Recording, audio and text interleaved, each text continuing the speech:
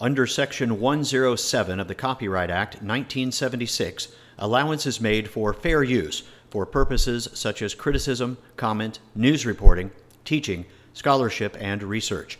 Fair use is a use permitted by copyright statute that might otherwise be infringing. This video is nonprofit and educational and thus tips the balance in favor of fair use. Claiming any copyright infringement would be false and thus illegal. For many people, the Japanese dry fishery is appalling on every level, and there is a popular call for a worldwide end to the hunting of cetaceans for any purpose. Over the years, filmmakers have been applauded for bringing to light the knowledge of dolphin slaughters. The 2009 documentary The Cove helped to further mainstream this issue and took the film festival circuit by storm, garnering dozens of awards, a theatrical release, and the praise of movie critics around the globe. Its crowning achievement was the Academy Award for Best Feature Documentary.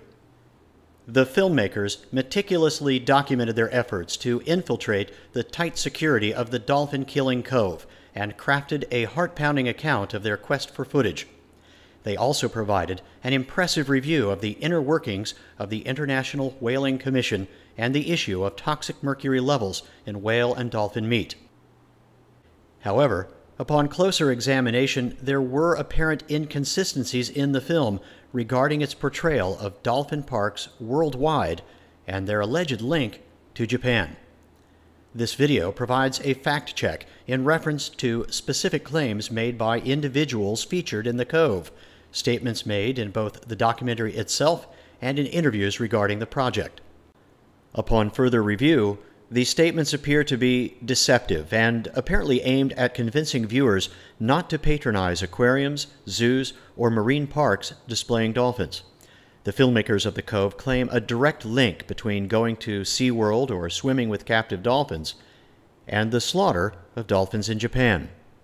It can be argued that misleading viewers into assuming that interacting with captive dolphins is an endorsement of dolphin killing is irresponsible.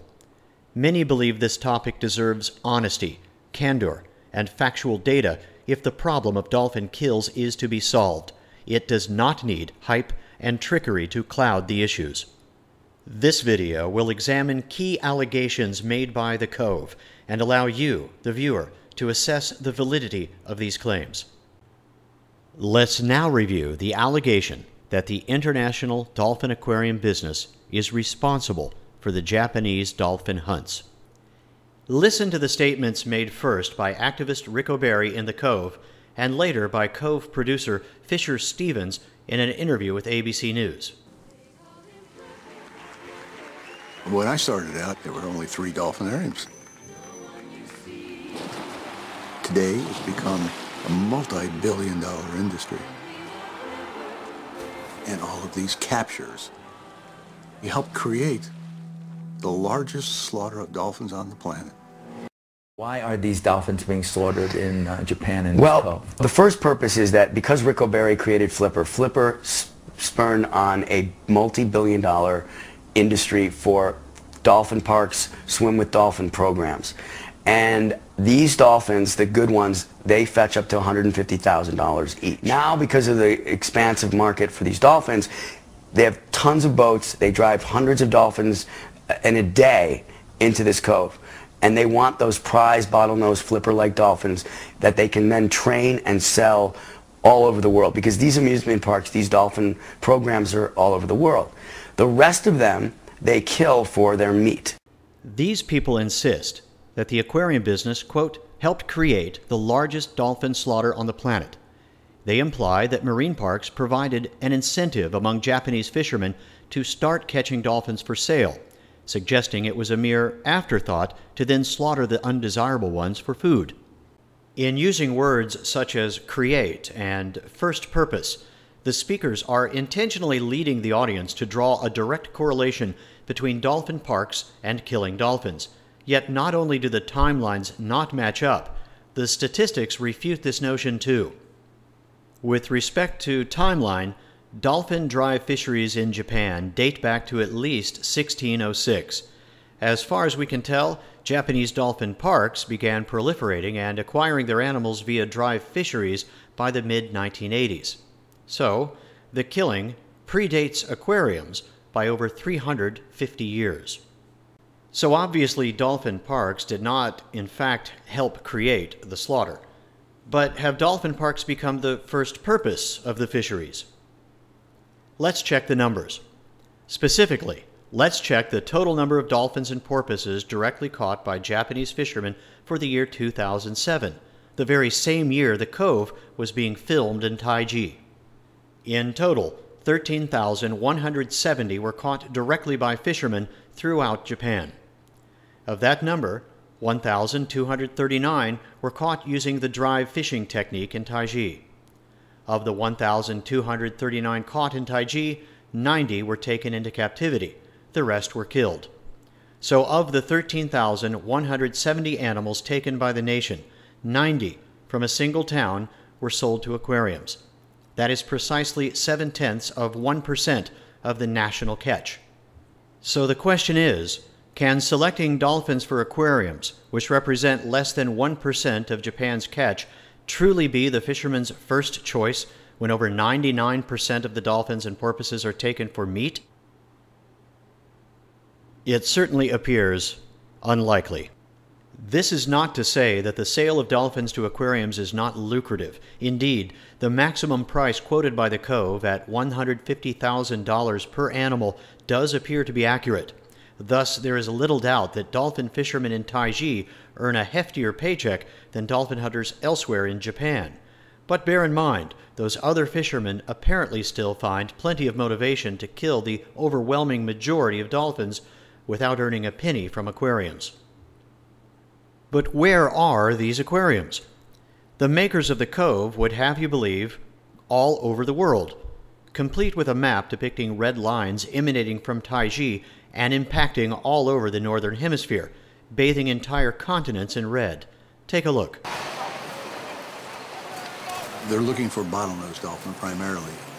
They're looking for flipper. And so they collect young females, just like we did for the flipper show. And they're flown to different parts of the world.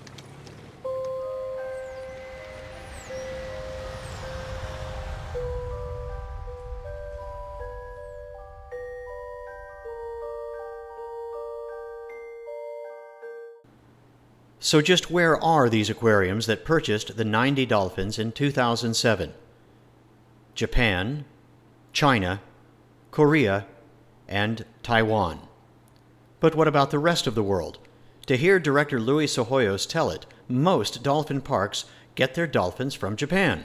The Cove is about a secret cove in Japan where most of the swim with dolphin programs and dolphinariums get their raw material, their dolphins from. Despite his claim, it simply isn't true. For example, to date, there are 638 bottlenose dolphins residing in the United States. How many came from Japan? 0. Not one. In fact, investigators cannot find any instance of a single Japanese bottlenose dolphin anywhere in the Western Hemisphere, from Alaska to Argentina. Inquiries have not as yet turned up any instance of a Japanese dolphin in Europe either. So how can the filmmakers incriminate other parts of the world outside of Asia? In the case of the United States, they are incorporating data from the past. 21 years ago, in 1989, 2 bottlenose dolphins were imported into the United States from Japan. 2 other species were also imported that year, 4 Rizzo's dolphins and 3 Pseudorcas. The next effort was a single attempt by one aquarium to acquire Pseudorcas in 1993. The U.S. National Marine Fisheries Service denied the permit to import on the grounds that the aquarium failed to have official observers present in Japan to document and verify that the capture of those animals was humane. As the dry fisheries are clearly and inherently inhumane, that decision effectively closed the doors to the U.S. forever. So that's the last of U.S. involvement in Japanese dry fisheries. Incidentally, 1989 was the last year any dolphins were captured in the United States for aquariums. Why? Had it become illegal? No. The reason that U.S. facilities have not applied for a collection permit in the past 20 years is due to the success of their captive breeding programs. So by reaching back 2 decades in order to include the U.S. on their map, filmmakers create the illusion that the Japanese dolphin fishery is relevant to today's Western aquariums. It isn't. But ask anyone who just watched The Cove, where do the dolphins at SeaWorld come from? And they're likely to tell you, Japan. The filmmakers are bent on perpetuating this myth. Listen to Rick O'Barry's answer to Oprah Winfrey when she specifically asks him, quote, "So the question is, do some of the dolphins captured there end up in theme parks here in the United States?" So the question is, do some of the dolphins captured there end up in theme parks here in the United States? Oh, yeah. That's, in fact, in the film you'll see a capture of about, well, you'll see about 30 dolphin trainers there capturing dolphins. In some ways, the dolphin hunters know not what they do. They really think they're dealing with fish. So if we can get the dolphin dealers out of Taiji, we can probably shut down the slaughter. Oprah's question was specific. Do, present tense, not past tense as in did, do some of the dolphins captured there end up in theme parks here in the United States? O'Barry is being dishonest at worst, misleading at best. After exclaiming, "Oh, yeah," O'Barry proceeds to describe dolphin trainers in the film capturing dolphins as though they are from the U.S. They are not.